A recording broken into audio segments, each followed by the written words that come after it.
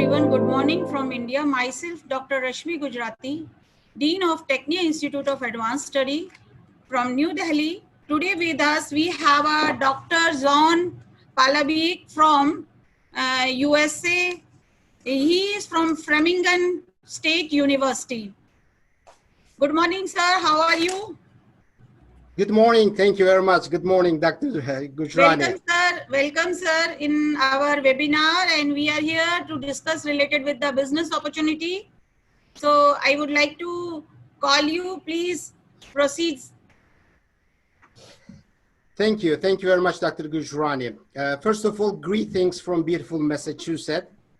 I'm Dr. Umit Palabiyik, professor and program coordinator for Framingham State University, Management, Business, Information Technology Department, Tourism and Hospitality Management Program. Now it is 1 a.m. on Sunday in Boston, and I'm thrilled to be here. I am thrilled because you are the ones who make the difference. You decided to be here in the middle of the pandemic. I admire you. Thank you very much. You're really great. Before, I would like to talk a little bit about the business environment, and I would like to talk a little bit marketing. But before I do that, I would like to mention a little bit about what we are living right now, because we can't really move the next step without explaining where we are standing right now. So let's take a look where we are standing and how we can name our situation right now. Based on the World Health Organization, we are having a pandemic, and they labeled that way. But to be able to understand what is really exactly, what are we living right now, I would like to look at the previous incidents. I would like to compare it. So based on my discussions with different professors, I noticed that a lot of professors, a lot of economists, they compare what we are having right now in COVID-19. At the beginning, we compared it with the SARS, which is 2003, because everything was like health issues. And we said, this is a health issue, we compare with SARS. But soon we understood that it's not only the health issues, it's more than that. It is health issues, but it's not only that. Then we start to hear the rumors, what is this? Is this it's a kind of weapon, it's a bioweapon. The people start to think about, is this another 9/11 for us? Especially in America, we start to think about it's a weapon. Soon later, we understand that this is not it. This is not really. It's, of course, it's a social media phenomenon. It's like went all over the places. When the economy literally sat down, we kind of collapsed. This is for all the world, not only for the United States. When the economy is really start to struggle, we start to compare with the 2008. So before I move to the next section, I want you guys to kind of start to think about it. The last comparing was the 2008 recession. So is this a recession or is this something else? As we start to discuss quietly, is this a recession or is this depression? Now the next question is this a depression? I'm not planning to answer that question. I would like to leave it open, and I want you guys to think about it. Is this a depression or is this a recession? It's really much bigger than the things I mentioned to you. As you have already figured out, we are not agreeing, even identifying this situation. We can't even identify it. We can really clearly say this is what it is, because this is something we have never lived before. When you look at the historical numbers, it's something different in anything than we recorded before. It seems everything started with the medical issues, and the medical issues, health issues hit the economy, and economy is slowly hitting the political environment. So it's really complex, it's really unclear, and now we can say that we are really in uncharted waters. Strangely, we are reading a book while we are writing it. It's something that we are learning, we are reading it, and we are writing it at the same time. So the question is how we will get out of this and what should we expect from the future?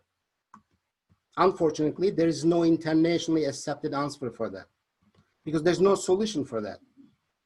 Nobody knows how we will get out of this because we are having a moving target. The target is moving, the numbers are moving, conditions are moving, so behaviors are moving, and eventually the people will start to change their habits. As I said, there's a moving target. That's why we can't really position. Nobody has a solid plan.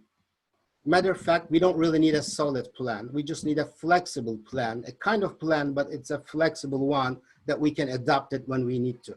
Because, like I said, there's a moving target right there. Unfortunately, 2020 forced us to review our traditional values and the system. Eventually, we will end up making fundamental changes in our life. The good news is there are good people and efforts. This, for example, this webinar, the people coming together, they are trying to find a way to get out. Of course, we will get out. How do I know that? Because every time we had a problem in the past, we came out even stronger. So my expectation is definitely we will come back. Definitely economy, business, trade will come back. But the real question is when. And maybe another important question is who's going to lead the change? Somebody has to lead it. So that's something the people are trying to figure out, who's going to lead it. It brings us the same thing, the approach, we call it half glass approach. We all know about it. Some people only see the half empty glass and they think somebody is trying to change the world. Probably they are right. The people who see the other half, which is the half glass is full, they are trying to change the world. Like we are doing here and all over the world, people are trying to find a plan for that. So it will change and people find a solution. So we have to look at what are the options we have. I would like to give a couple statistics. I don't want to go too much details because we have some time strains, but here are a couple examples how the people are looking at the things. Just a simple example, the platform we are talking, the Zoom. Now the Zoom is, their revenue is doubled up. And the Zoom is now worth more than the world's 7 biggest airlines. So Zoom saw the opportunity, they are growing. If you're looking at the United States, Amazon.com, Costco, Walmart, the first quarter, they increased their sales average 25%. The FedEx is thrilled, the UPS is thrilled. They're looking at all the employers, even though the unemployment is going like 20% in most places, there are so many opportunities for people. So in some parts it's thrilling, there are opportunities, the other parts are suffering. So it's really the opportunity and how you look at the things. If you're looking at everything from the business environment, if you're looking from the marketing approach, the one thing I see really clearly, I'm sure you guys see the same thing, we already start to see the change in the supply chain and distribution channels are changing too. So soon we will start to see the effects, the supply chains and this, the distribution channels. These are one of the major things I expect and it will change. We already hear from the politicians, specifically from the politicians, they are trying to be more local. They are trying to be more nationalist. It looks like it's a reaction. The way I look at it, it's a reaction. After a few tries, eventually when everything clears up, we will find a middle floor and globalization will be our next agenda again. Yes, we will have the globalization again and the business will open again because there's no return from that. However, I see there will be new products in the market and there will be new markets actually. It's the biggest change is because of the distribution channels, because of the supply chains, we will look for different markets and we will look for new products.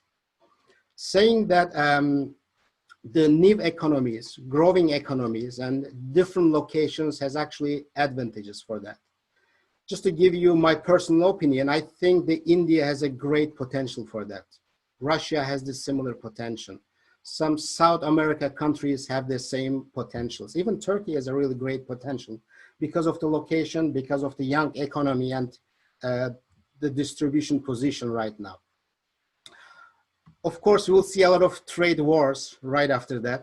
Of course, we will see new trade agreements. The people will start to find new allies because the world is resetting again. We are trying to find new solutions.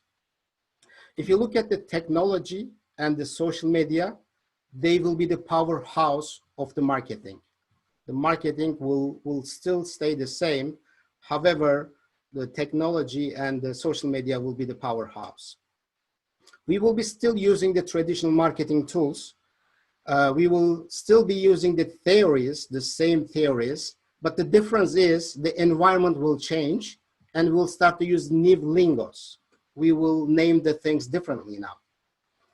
I would like to give an example. For example, the strongest marketing tool is the word of mouth.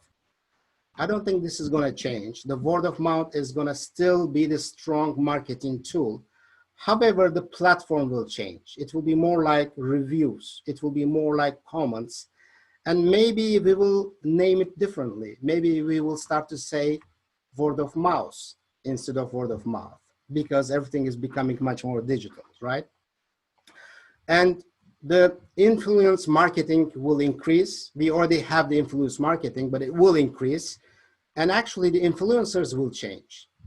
Think about it. If you go to YouTube right now, there are some YouTubers, they have 40, 50, 60s. Some of them are 80 million followers. So this is actually much more than many countries' national TVs. So the marketing will move in a different platform. Of course, this is a generational things too. Marketing managers will learn how to satisfy the Google gods with using the SEOs. Now we start to say there's a new terminology now. We call them the Google gods. If you satisfy them, you'll be on top, you'll be on the first page, right? We understand it and we know how important to connecting with the people. However, we are still not qualified to build a relationship. I think this will be the next thing we will be focusing on. I think the people will start to build a relation. We will start to be friends with our colleagues, our employees, our customers, our community. That's how marketing will shift. So by looking at all these things, I can tell you that the new environment needs agile leaders, the leaders who can respond immediately. We need fast, prompt, easy decision makers. We need the leaders with innovative companies. I want to explain to you, I want to mention about one of the things I really like to hear, and I always mention to my students, especially in the pandemic. The Leon Meganson says, it's not the strongest of the species that survives, nor the most intelligent, but the one most adaptable and responsive to change. So whoever can adapt to change will be head of the game. While I know I'm approaching to end of my time, but I would like to stress on a few things before I close up, because I would like you guys to remember at least a few things from my session. One of the things, the first things I would like to remind you to remember adopting the change. Remember, we are here because our ancestors were the master of adapting the change. They adapted every single change. We have to adapt the change too. That's number one thing we should remember from that session. The second one is building a trust. Remember, the trust is the new currency for our new normals. We have to trust the places we are going. We have to trust places we are visiting, and we have to trust people we are doing a business. It's a new currency for the new world. And the last thing I would like you guys to remember is the networking and building a relationship. Remember, your network is your net worth. Now, in today's world, you are wealthy if you have enough networking. Otherwise, the success is not that easy. These 3 takeaways concludes my session. I will post my contact information, and if you would like to ask any questions, I'm here to answer them. I will try to stay as long as I can. Like I said, this is like over 1 AM here, but I will try to stay here. I want to thank you for listening, and I would like to thank you, the committee that including me to this webinar. Have an educational and enjoyable day. Thank you. Thank you, Dr. John. And you have given a very informative speech. Thank you very much.